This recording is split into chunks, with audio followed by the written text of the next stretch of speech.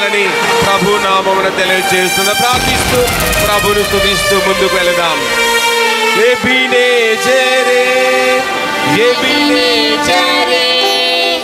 ఇంతవరకు ఆదుకున్నావు నన్ను, ఇంతవరకు ఆదుకున్నావు నిన్ను పూర్ణ మనసుతో ఆరాధించు, నిన్ను పూర్ణ బలముతో ప్రేమించేదను, నిన్ను పూర్ణ మనసుతో ఆరాధించు, నిన్ను పూర్ణ బలముతో ప్రేమించేదను.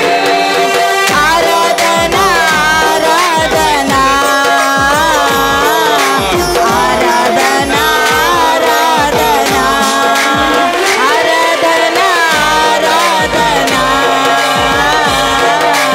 ఆరాధన ఆరాధన.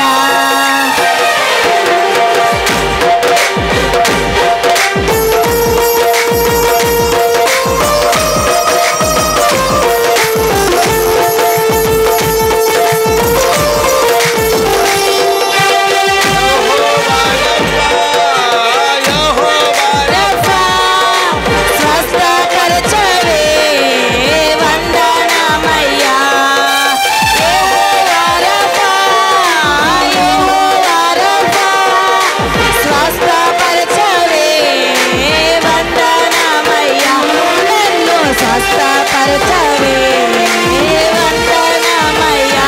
నిన్ను పూర్ణ మనసుతో ఆరాధించు, నిన్ను పూర్ణ బలముతో ప్రేమించేదను, నిన్ను పూర్ణ మనసుతో ఆరాధించు, నిన్ను పూర్ణ బలముతో ప్రేమించేదను. ఆరాధన ఆరాధన ఆరాధన ఆరాధన ఆరాధన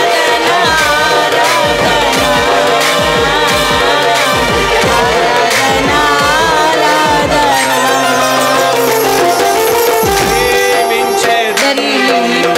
అధికముగా ఆరాధింతున్, నా శక్తితో ప్రేమించేదన్.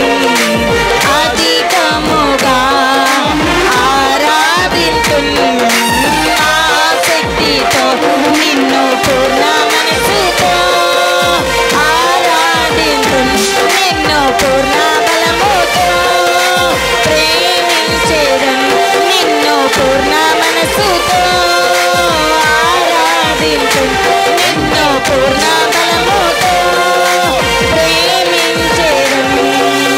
ఆరాధన ఆరాధన ఆరాధన ఆరాధన ఆరాధన ఆరాధన ఆరాధన ఆరాధన ఆరాధన ఆరాధన ఆరాధన ఆరాధన ఆరాధన ఆరాధన ఆరాధన దేవుని అలా మహిమపరుస్తూ దేవుని ఆరాధిస్తూ ఉండగా ఆయన ఇచ్చే ఉన్నతమైన తన దయ, తన సన్నిధిని, తన ఆశీర్వాదమును పొందుకొని ఆయన ఒక బిడ్డగా సాక్షిగా, ఆయన రాయబారిగా ఈ సమయంలో ముందు కొనసాగుదాం అని ప్రార్థిస్తూ ముందుకెళ్తూ ఉండగా మన మధ్యలో ఉన్న తాజావలి గారు మనం ప్రార్థన నడిపిస్తారు. అయ్య గారు ప్రార్థన.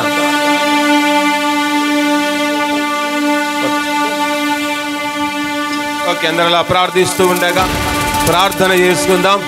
మన మధ్యలో ఉన్న అలాగే నతానేలు గారు ఈ సమయంలో కూర్చుని ప్రార్థన నడిపిస్తారు.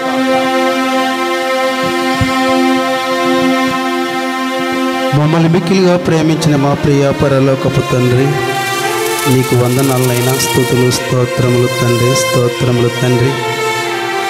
2023వ నూతన సంవత్సరం మొదలుకొని 2024వ నూతన సంవత్సరం వరకు కాపాడి రక్షించావు తండ్రి.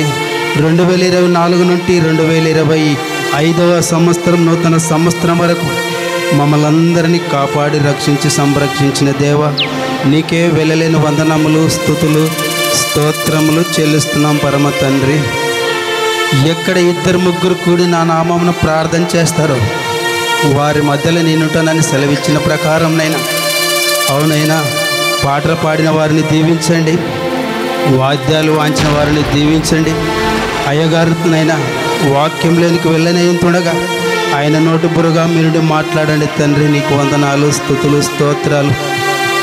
మా అందరికి వినగల చెవు, గ్రహించే మనసును మాకు దయచేయి. కాగా ఎవడైనాను క్రీస్తేసినందున్న ఎడలవాడు నూతన సృష్టి, పాతవు గతించిన ఇదిగో కొత్తవాయిన నేనైనా 2 కొరింథీ 5:17 రాయబడిన ప్రకారంనైనా ప్రతి ఒక్కరినైనా పాత జీవితాలు తీసివేసి ప్రతి ఒక్కరికి నూతన హృదయం, నూతన స్వభావం ఇస్తావని ప్రార్థిస్తున్నాం తండ్రి.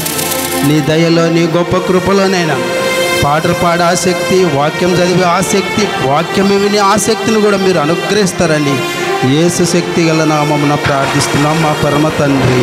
ఆమేన్. అందరూ కూర్చోవాలని ప్రభు నామమున మీకు అందరికీ తెలియచేస్తూ ఉన్నాం.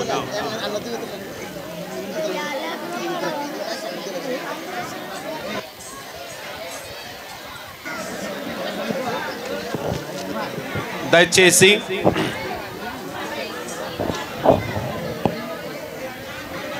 ఈ యొక్క సమయంలో కొద్ది నిమిషాలు దేవుని యొక్క వాక్యాన్ని మనం విందాం. ఈ సమయంలో ఎవరు కూడా మాటలాడకుండా మౌనముగా ఉండాలని ప్రభు నామమున మీకు అందరికీ తెలియజేస్తూ ఉన్నాం. ఇంతవరకు మనం ఒకవేళ మాట్లాడినవచ్చు.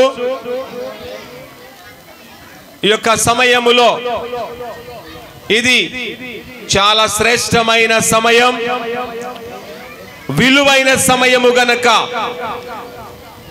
ఈ యొక్క విలువైన సమయములో మనమందరము మాటలాడకూడదు. ఒక విలువైన సమయములో దేవుడు మాట్లాడితే మనం మాట్లాడాలి. అమ్మ, పిల్లలు, పెద్దలు, స్త్రీలు, పురుషులు మీరందరూ మౌనంగా ఉంటే వాక్యములకు వెళ్తాం. లేదు మేము మాట్లాడుతూనే ఉంటామంటే ఇంకా లేట్ అవుతుంది. దయచేసి మీరందరూ కూడా మౌనం వహిస్తే దేవుని యొక్క వాక్యములకు వెళ్దాం. ఓకే అమ్మ, మీరందరూ మౌనంగా ఉంటారా? ఓకే. పిల్లలు దయచేసి కూర్చోవాలి. పిల్లలు మీరు కూడా కూర్చోవాలని ప్రభు నామమున మీకందరికీ తెలియచేస్తూ ఉన్నాం. క్రీస్తునందు ప్రేమైన దేవుని బిడలారా, దేవుని యొక్క మహాకృపను బట్టి మనమందరం నూతన సంవత్సరములోనికి ప్రవేశించి ఉన్నాము గనుక అందును బట్టి దేవునికి ఎంతెంతగానో కృతజ్ఞతాస్తుతులు చెల్లిస్తూ ఉన్నాం. అలాగే ఈ యొక్క నూతన సంవత్సరపు ఆరాధనలో పాల్గొన్న ప్రతి ఒక్కరికి, ప్రభు యొక్క సన్నిధిలో కూర్చున్న మీకందరికీ మన రక్షకుడైన మన పునరుత్థానుడైన యేసుక్రీస్తు నామమున మీకందరికీ శుభాభివందనాలు తెలియజేస్తూ ఉన్నాం. అలాగే ఇక్కడ చేరిన మీకందరికీ మా యొక్క కుటుంబము తరపున నూతన సంవత్సరపు శుభాకాంక్షలు తెలియజేస్తూ ఉన్నాం. క్రీస్తునందు ప్రేమైన వారలారా, దేవుడు మనందరినీ కూడా సజీవ లెక్కల ఉంచి ఈ యొక్క సంవత్సరంలోనికి ప్రవేశపెట్టాడు గనుక అందును బట్టి గట్టిగా చప్పట్లు కొడుతూ ప్రభువును అభినందించండి. గట్టిగా చప్పట్లు కొడుతూ ప్రభువును అభినందించాలని ప్రభు నామమున తెలియచేస్తూ ఉన్నాం. క్రీస్తునందు ప్రేమైన వారలారా, ఈ నూతన సంవత్సరపు ఆరాధన కార్యక్రమానికి ఏర్పాటు చేయబడిన దైవ వాక్యమును చదవగా మనమందరము విన్నాం. అలాగే ఈ నూతన సంవత్సరపు ఆరాధన కార్యక్రమానికి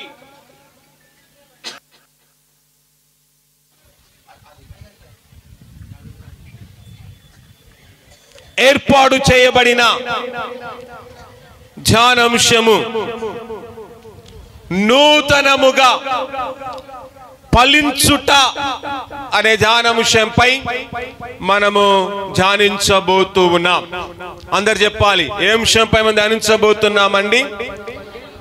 చెప్పాలి, నూతనముగా ఫలించుట. నూతన సంవత్సరంలోనికి వచ్చిన మనం నూతనముగా ఎలా ఫలించాలి, నూతనముగా ఎలా అభివృద్ధి పొందాలి, నూతనముగా ఏ ఏ విషయాల్లో ఫలించాలో పరిశుద్ధాత్మ దేవుడు ఈ సమయములో బహుసూటిగా మనతో మాటలాడబోతూ ఉండగా ప్రతి ఒక్కరు శ్రద్ధగా విని విశ్వసించువారుగా ఉండాలని ప్రభు నామమున తెలియచేస్తూ ఉన్నాం. క్రీస్తునందు ప్రేమైన దేవుని బిడ్డలారా, చూడండి, నూతనముగా ఫలించుట. మొట్టమొదటి చూడండి, నూతన సృష్టిలో ఫలించాలి. దేనిలో ఫలించాలంట? మనము నూతన సృష్టిలో ఫలించాలి. మనమందరం నూతన సృష్టిలో మనము ఫలించాలి అంటే మనమందరం క్రీస్తునందు ఉండువారముగా ఉండాలి. ఎప్పుడైతే క్రీస్తునందు మనం ఉంటామో, ఎప్పుడైతే క్రీస్తును కలిగి ఉంటామో, ఎప్పుడైతే క్రీస్తును అనుసరిస్తామో, అప్పుడు నీవు నేను ఈ యొక్క నూతన సృష్టిలో ఫలించే వారముగా, ఈ నూతన సృష్టిలో ఫలభరితమైన వారముగా ఉంటామని దైవ గ్రంథములో మనము చూస్తూ ఉన్నాం. అందుకే చదవబడిన వాక్య భాగాన్ని ఒకసారి చదువుకుందాం. చదవండి. కాగా ఎవడైనను క్రీస్తునందున్న ఎడల వాడు నూతన సృష్టి. చూడండి, ఎవరు నూతన సృష్టి అంట? ఆ క్రీస్తునందున్న ఎడల. ఎవరైతే క్రీస్తునందు ఉంటారో, ఎవరైతే క్రీస్తును కలిగి జీవిస్తారో వారే నూతన సృష్టి అని ఇక్కడ చూస్తున్నాం. కనుక వారే నూతన సృష్టి. కనుక ఈ నూతన సృష్టిలో ఫలించాలి, ఈ లోకములను ఫలించాలి అంటే ఖచ్చితముగా ఇంతవరకు నువ్వు దేవుని కలిగి ఉండక, దేవుని యందు ఉండక, లోకమునందు నువ్వు ఉంటే, లోక విధానములందు నువ్వు ఉంటే, వాటన్నిటిని వదిలిపెట్టి ఈ దినము నుండి క్రీస్తునందు ఉంటూ ఈ నూతన సృష్టిలో ఫలించి ఫలభరితమైన వారముగా, ఆశీర్వాదకరమైన బిడలుగా, ధన్యకరమైన బిడలుగా ఈ లోకములో మనము జీవించాలని ప్రభు నామమున తెలియజేస్తున్నాం. తర్వాత అంటాడు, పాతవి గతించెను, ఇదిగో క్రొత్తవాయెను. కనుక పాత సంవత్సరం గతించిపోయింది, నూతన సంవత్సరములోనికి మనమందరము ప్రవేశించి ఉన్నాం. ఎక్కడికి ప్రవేశించి ఉన్నామండి? నూతన సంవత్సరములోనికి ప్రవేశించి ఉన్నాం అని మనము జ్ఞాపకం చేసుకోవాలి. కనుక ఇలాంటి నూతన సంవత్సరాలు మన జీవితంలో ఎన్నో వస్తూ ఉన్నాయి, పోతూ ఉన్నాయి.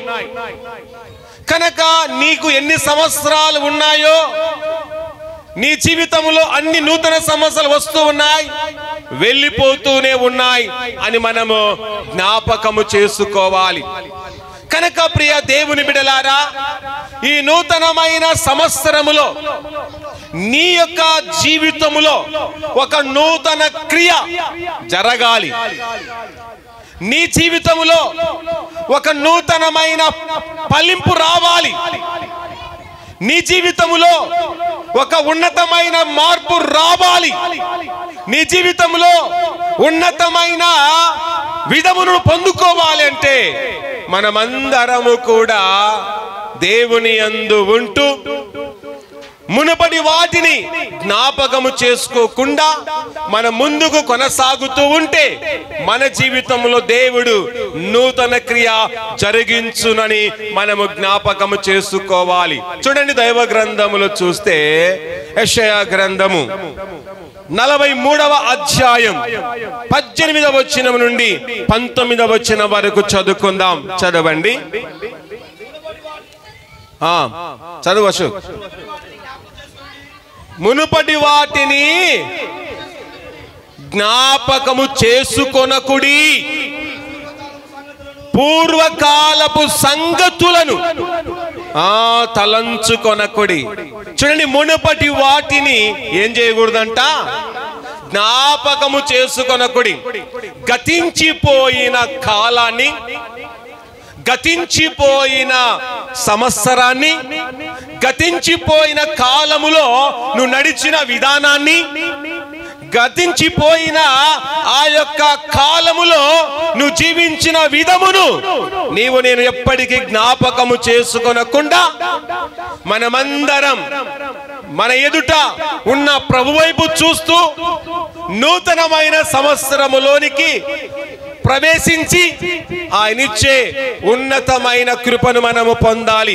తర్వాత పూర్వకాలపు సంగతులు తలంచుకొనకుడి. గత సంవత్సరములో నువ్వేమేమైతే తలంచావో ఆ తలంపులను మరలా నీవేం చేయకూడదంట? జ్ఞాపకము చేసుకోకూడదు, తలంచుకొనకూడదు. నేను 2004 సంవత్సరములో అలా ఉంటి, ఇలా ఉంటి, ఈ పాపం చేసినా, ఆ పాపం చేసినా, ఈ విధంగా ఉన్నా, ఆ విధంగా ఉన్నానని వాటిని గురించి మనం ఎప్పుడు కూడా తలంచుకొనకుండా నూతన సంవత్సరం వచ్చిన తర్వాత నూతనమైన విధానం, నూతనమైన తలంపు, నూతనమైన నడవడిక కలిగి మనము జీవించు వారముగా ఉండాలి. 19వ వచనం చూడండి. ఇదిగో నేను ఒక నూతన క్రియ చేయుచున్నాను. దేవుడు మన ఎడల ఏం చేస్తున్నాడంట అండి? ఒక నూతన క్రియ చేస్తూ ఉన్నాడు. నిజంగా మన దేవుడు మనల్ని ప్రేమించి ఈ నూతన సంవత్సరంలోనికి ప్రవేశపెట్టడం మాత్రమే కాకుండా మన జీవితంలో ఒక నూతన క్రియను చేసి ఉన్నాడు, నూతన కార్యం చేసి ఉన్నాడు గనక అందును బట్టి దేవునికి ఎంతగానో మనము కృతజ్ఞులుగా మనము జీవించాలి. కానీ దేవుడైతే నీ జీవితం ఎన్నో నూతన క్రియలు జరిగిస్తున్నాడు, ఎన్నో కార్యాలు జరిగిస్తున్నాడు. కానీ మరిచిపోయే మందమతులుగా ఉన్నాం, మరిచిపోయే అవివేకులుగా ఉన్నాం, మరిచిపోయే అవిధేయురాలుగా జీవిస్తూ ఉంటే ఇక నుంచి వాటన్నిటిని మరవకుండా దేవుని యొక్క కార్యములను మనము తలంచుకొని వారముగా ఉండాలి. అయ్యా, ఏం మాట్లాడుతున్నారండి? వాక్యం చెప్తున్నట్టు చెప్పాను నేను మాట్లాడకూడదని. మరలా అదే ప్రారంభం చేస్తే నేను చెప్పేది నాకే అర్థం కాదు, మీరు మాట్లాడుతూ ఉంటే. అంతే కదా?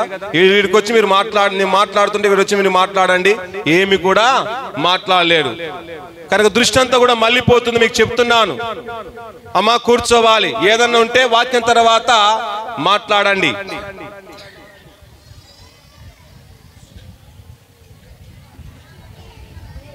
సరే, దయచేసి ఎవరు కూడా మౌనంగా, అందరు మౌనంగా ఉండాలి. మళ్ళీ రిపీట్ కాకుండా అందరు మౌనంగా ఉండాలి.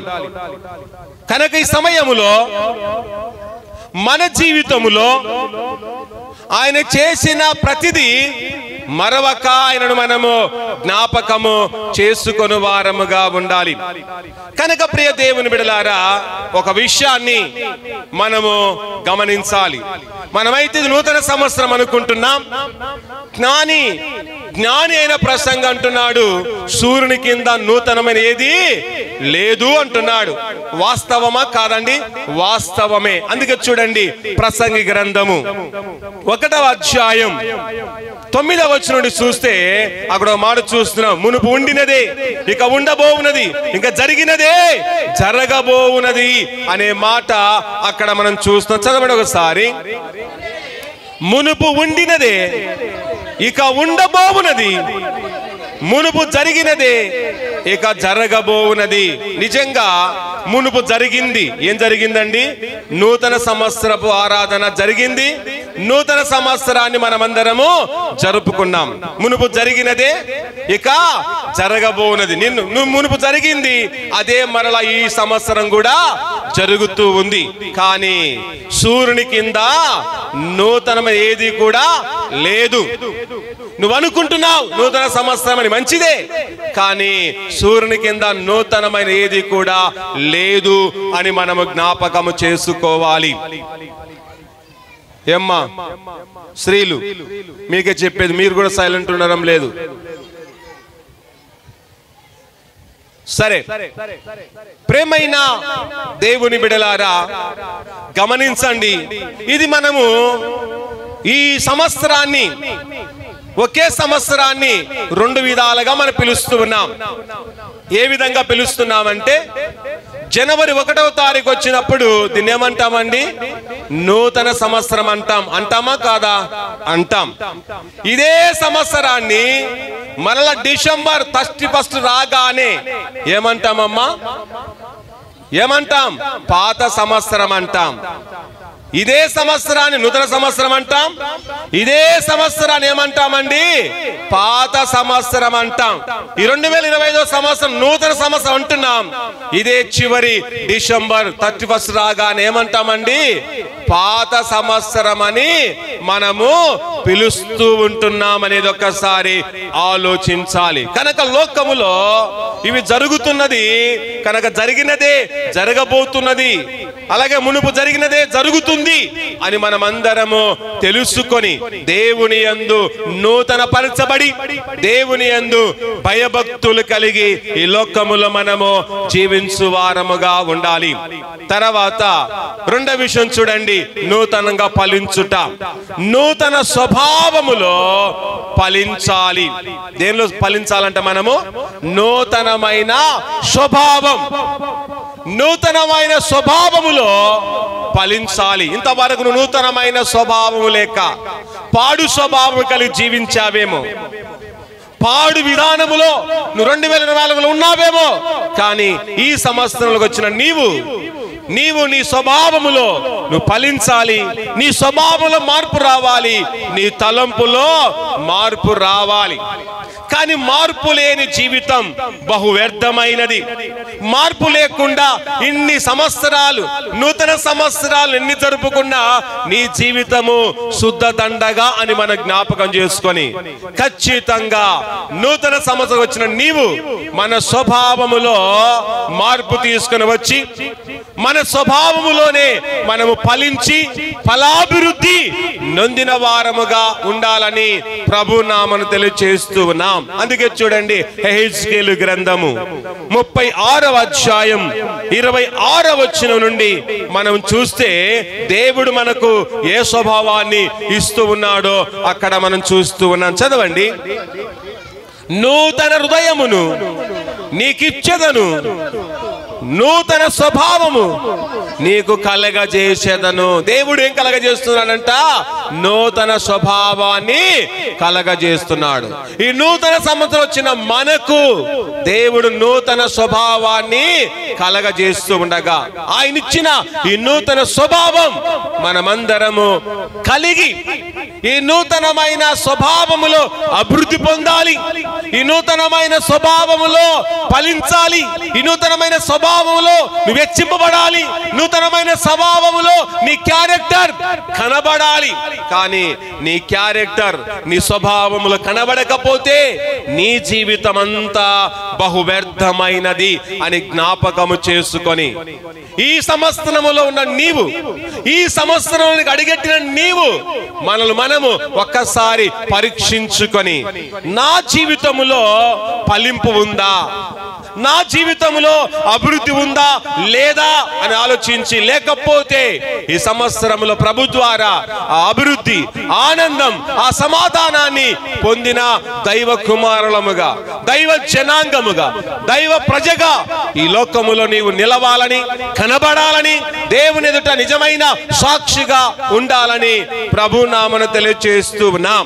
తర్వాత చూడండి, నూతనంగా ఫలించుట నూతన ఆజ్ఞలో ఫలించాలంట. ఏ ఆజ్ఞలు ఫలించాలంట? మనము చెప్పాలి, నూతన ఆజ్ఞలు మనము ఫలించాలి. కనుక దేవాది దేవుడు మనకిచ్చిన ఒక నూతనమైన ఆజ్ఞలో నీవు నేను ఫలించువారముగా ఉండాలి. కొత్త నిబంధన గ్రంథములో దేవుడు మనకు ఒక నూతనమైన ఆజ్ఞను, నూతనమైన శ్రేష్టమైన, అతి శ్రేష్టమైన ఆజ్ఞనిచ్చాడు.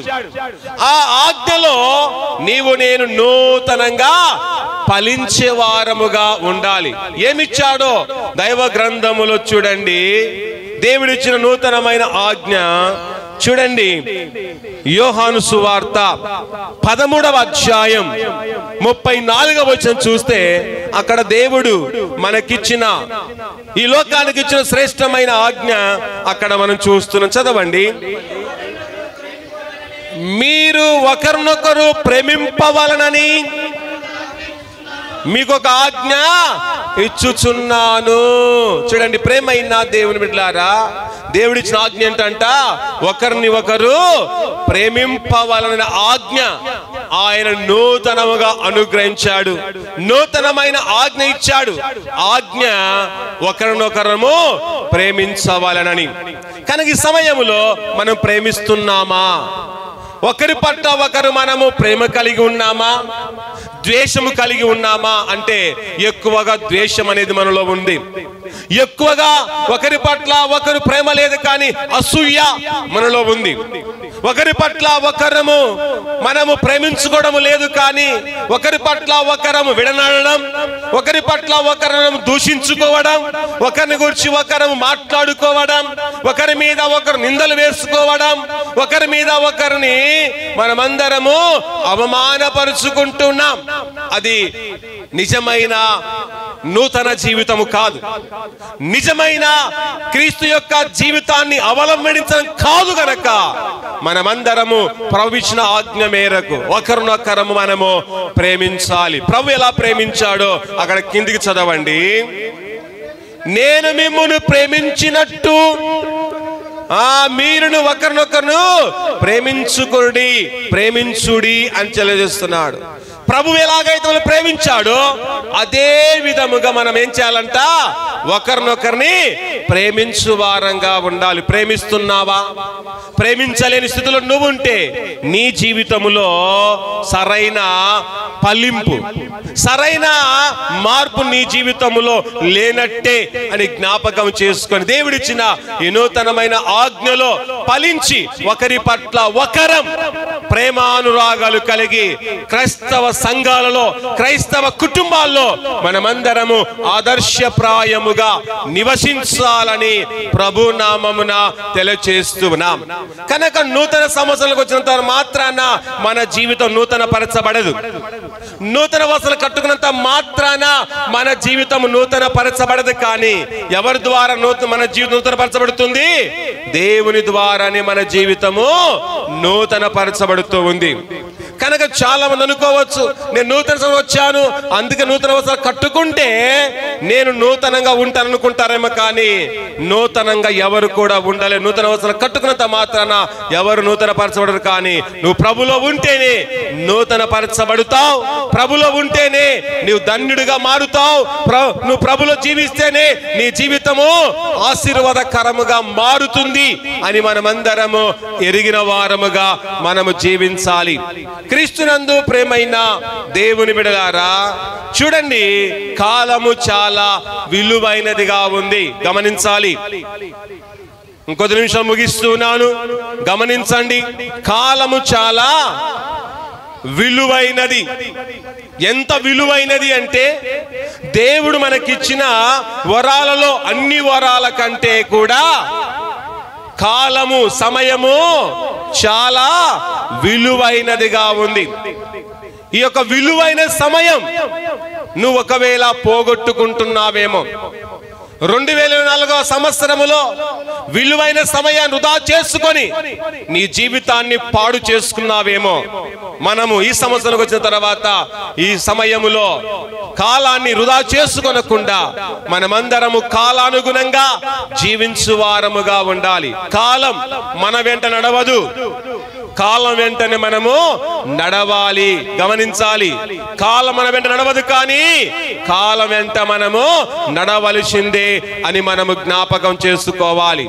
అదే విధంగా గమనిస్తే, ఒకవేళ నీవు పిల్లలు మీరు మాట్లాడి నేను చల్లుకుంటాగా, ఎంత చెప్పినా మీరు వాళ్ళు మాట్లాడుతున్నారంటే ఒకసారి ఆలోచించాలి. ఒకవేళ మన డబ్బుతో విలువైన గడియారాన్ని కొనొచ్చు, కానీ సమయాన్ని మాత్రం మనము కొనలేం. నేను సార్ గడియారం కొంటా, సమయాన్ని కూడా కొంటాను వారు ఎవరైనా చేతులు ఎత్తండి. ఉన్నారా? సమయాన్ని కొంటాను వారు ఎవరైనా ఉన్నారా? ఎవరుగా లేరు. ఎవరి తరము కాదు. సమయాన్ని కొనే ఎవరి తరము కానే కాదు అని జ్ఞాపకం చేసుకోవాలి. ఒకవేళ బెడ్ పరుపును కొనవచ్చు, కానీ నిద్రను మాత్రం నీవు కొనలేవు. నీకన్నా డబ్బును బట్టి, హోదాను బట్టి ఒక మంచి బెడ్ పరుపును కొనవచ్చు, కానీ నిద్రను మాత్రం నీవు కొనలేవు. నిద్ర నీకు దేవుడు ఉచితంగా ఇస్తూ ఉన్నాడు. ఒకవేళ వైద్యాన్ని కొనవచ్చు, కానీ ఆరోగ్యాన్ని మాత్రం నీవు కొనలేవు. డాక్టర్ దగ్గర వెళ్ళి డబ్బు కట్టి వైద్యం చేయించుకోవచ్చు, కానీ ఆరోగ్యం మాత్రం నువ్వు కొనలేవు. ఆరోగ్యం ఇచ్చేది ఎవరండి? దేవుడే. అందుకే ఆ దేవుని యందు మనమందరం ఉంటే ఆరోగ్యము, ఆశీర్వాదము మనం పొందుకుంటాం. చూడండి, చాలా మంది కొండలెక్కి, చాలా మంది ఎక్కడెక్కడికో వెళ్ళి గుండు చేయించుకొని వస్తూ ఉంటారు.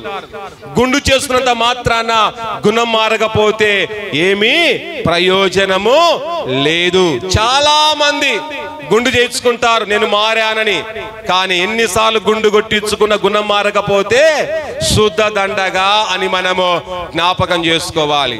మనం ఎంత వాక్యం వింటున్నాం, కానీ మార్పు లేని జీవితం. మన జీవితం ఒక కుక్కలాగా ఉంది. కుక్క ఏం చేస్తుంది? తింటుంది, వాంతి చేసుకుంటుంది, మరలా దానినే తింటూ ఉంది. ఒకసారి పాపాన్ని మనం విసర్జించిన తర్వాత ఆ పాపము జోలికి వెళ్ళకూడదు, ఆ పాపం వైపు చూడకుండా జీవించాలి. కానీ విడిచిపెట్టిన పాపాన్ని మరలాను కలిగి జీవిస్తే నీ జీవితం అంతా ఒక దుర్భరమైన జీవితంగా ఉంటుందని జ్ఞాపకం చేసుకొని ప్రతి స్త్రీ, ప్రతి పురుషుడు ఈ సమయంలో దేవుడిచ్చిన గొప్ప సమయాన్ని పోగొట్టుకోకుండా దేవునిలో ఉంటూ మన బ్రతుకును మనము కొనసాగించు వారముగా ఉండాలి. తర్వాత చూడండి, తర్వాత 4వ విషయం ఏంటంటే నూతన హృదయములో ఫలించాలి. కనుక ఏ హృదయంలో మనం ఫలించాలంటమ్మా?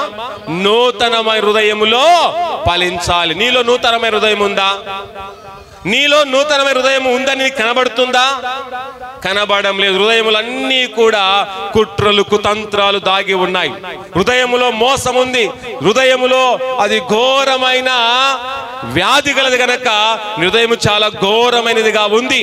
కానీ ఆ ఘోరమైన నీ హృదయాన్ని ఈ నూతన సంవత్సరం వచ్చిన నీవు ఎలా చేసుకోవాలంటే హృదయాన్ని మార్చుకొని ఈ యొక్క హృదయములో దేవునికి స్థానమిచ్చి, దేవునికి ఘనతనిచ్చి నీ హృదయములో నీవు ఎంతగానో ఫలించు వారముగా ఉండాలి. చూడండి వాక్య భాగములో హెజ్కేలు గ్రంథము 36వ అధ్యాయం 26వ వచనాన్ని ఒకసారి చదువుకుందాం.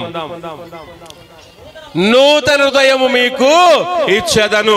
ఓ ఇశ్రాయేలు వారలారా, మీకు నూతన హృదయం ఇచ్చేదని ప్రభువు సెలవిస్తున్నాడు. ఈ సమయంలో ప్రభు సెలవిస్తున్నాడు, మీకు నూతన హృదయం ఇస్తానని సెలవిస్తుండగా ఆయన ఇచ్చే నూతన హృదయాన్ని మనము పొందుకొని మనలో ఉన్న రాతి హృదయం తొలగించి నూతన హృదయం మాంస హృదయాన్ని ఇస్తూ ఉండగా ఆ హృదయాన్ని మనం ఆస్వాదించుకొని నూతనమైన ఆనందముతో నూతనమైన మేళ్లతో మనము ముందుకు కొనసాగు వారముగా ఉండాలి. చివరగా చూడండి, ఫలించుట, నూతనంగా ఫలించుట, నూతనమైన బుద్ధిలో ఫలించాలి. ఐదో విషయము, నూతన బుద్ధిలో ఫలించాలంట. మన బుద్ధి నూతనమైన బుద్ధిలో మనము ఫలించాలి. ఫలిస్తున్నామా అంటే మన బుద్ధి ఎక్కడ చూసినా వంకర బుద్ధి. దేవుని మందిరములో ఉన్న వంకర బుద్ధి, బయట ఉన్న వంకర బుద్ధి, ఎక్కడ ఉన్నా నీ బుద్ధి మారడము లేదు. కనుక నీ బుద్ధి మారాలి, నీ నడవడిక మారాలి, నీ యొక్క విధి తలంపులు మారితే అప్పుడు దేవుడు నీ జీవితంలో ఉన్నతమైన కార్యం ఈ నూతన సంవత్సరములో జరిగిస్తున్నాడు. కనుక ప్రియ సంగమ, ప్రియ దేవుని బిడ్డ, నీ యొక్క బుద్ధి పాడు బుద్ధి, చెడు బుద్ధిగా, వంకర బుద్ధిగా ఎలా ఉందో ఒకసారి ఆలోచించుకొని నూతనమైన ఈ సంవత్సరములో నూతనమైన బుద్ధిలో మనము ఫలిద్దాం. నీ బుద్ధి సరిలేక కుటుంబములో సమస్యలు కల్పిస్తున్నావా? నీ బుద్ధి సరిలేక నీ భార్యను అవమానిస్తున్నావా? నీ బుద్ధి సరిలేక నీ భర్తను నిందిస్తున్నావా? నీ బుద్ధి సరిలేక పిల్లల మీద నువ్వు నెపలం వేస్తున్నావా? నీ బుద్ధి సరిలేక నీ కుటుంబాన్ని పాడు చేసుకుంటే ఇక నుంచి ఈ సంవత్సరం నుండి మన బుద్ధిని మార్చుకుందాం. మనమందరం క్రీస్తు బుద్ధి, క్రీస్తు మనస్సును కలిగి, క్రీస్తును అనుసరించి మన జీవితాలకు మార్పును కలిగి మార్పులో మనము ఉంటూ దేవుని యొక్క చిత్త ప్రకారంగా జీవిద్దాం. కనుక నూతన సంవత్సరం వచ్చిన సంబరపడడం కాదు, కానీ మన జీవితాలను నూతనంగా మార్చుకోవడమే మన జీవితానికి సంతోషం, మన జీవితానికి గొప్ప సంబరం అని మనం జ్ఞాపకం చేసుకుంటూ మన జీవితాలన్నిటినీ ఆ యేసయ్యకు అప్పగించుకొని, ఆ ప్రభువుకు అప్పగించుకొని ఉన్నతమైన ఆ వరములను అన్నిటినీ మనం పొందుకొని మన దేవునికి అప్పగించుకొని విశ్వాస నావలో మనము ముందుకు కొనసాగుచు సమస్తాన్ని ఆయనకు అప్పగించుకొని కృతజ్ఞులుగా మనము ముందుకు కొనసాగిపోదాం. దేవుని యొక్క సన్నిధిలో కనబడుతూ దేవునికి ఎంతగానో కృతజ్ఞతాస్తుతులు చెల్లిస్తూ మహిమపరుస్తూ ఆయన బిడ్డగా మనం ముందు కొనసాగుదాం. అందులో ప్రార్థిస్తూ ప్రభువును స్తుతిస్తూ ప్రార్థన చేసుకుందాం. దేవానికి స్తోత్రాలు. ఇంతవరకు మీరు మాతో మాట్లాడిన ప్రతి మాట, ప్రతి సమయాన్ని బట్టి, ప్రతి వాక్కును బట్టి వందనాలు ప్రభువా అని అందులో ప్రార్థిస్తూ దేవుని ఘనపరుస్తూ ముందుకు మనము వెళ్ళుదాం. దేవానికి స్తోత్రాలు. మేము ఎలా ఈ నూతన సమయంలో ఫలించాలో, దేని విషయాల్లో మేము ఫలించాలో మీరు మాకు నేర్పారు. వాటి ప్రకారంగా ఫలించి ఫలభరితమైన జీవితం, ఫలభరితమైన నమ్మకత్వాన్ని కలిగి ఉండడానికి గొప్ప సహాయం మాకును, మా కుటుంబాలకు మీరు మెండుగా దండిగా మీరు అనుగ్రహించమని అందరూ ప్రార్థిస్తూ ఉంటుండగా ప్రార్థన చేసుకుందాం. అందరూ ప్రార్థిస్తుండగా ప్రార్థన మన మధ్యలో ఉన్న మాజీ సంఘ హనుమంతు గారు మన ప్రార్థన నడిపిస్తారు. పరిశుద్ధుడా, ప్రేమగల తండ్రి, నీకే స్తుతులు స్తోత్రాలు చెల్లించుకుంటున్నాం నైనా, వందనాలు చెల్లించుకుంటున్నాం ప్రభా. నైనా ఇంతవరకు ప్రభా, నైనా యేసుక్రీస్తు ప్రభా ఈ నూతన సంవత్సరం ప్రభా అనుగ్రహించి ప్రభా నూతన వాక్యం చెప్తున్నాగా ప్రభా విన్న ప్రతి ఒక్క హృదయంలో భద్రపరుచుకునేటట్టు సహాయం చేయండి. ఇక్కడ వచ్చిన వారిని ప్రతి ఒక్కరిని దీవించండి, ఆశీర్వదించండి. ముందున్న కార్యక్రమం అంతటిని ప్రభా నువ్వే నడిపిస్తావని యేసుక్రీస్తు నామంలో అడిగి వేడుకుంటున్నాము తండ్రి, ఆమేన్.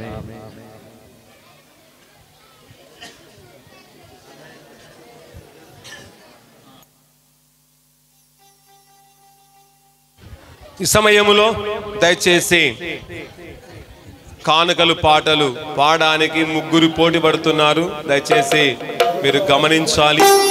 కనుక ఈ సమయంలో ఒక ఇద్దరికి మాత్రం అవకాశం పెడుతుంది.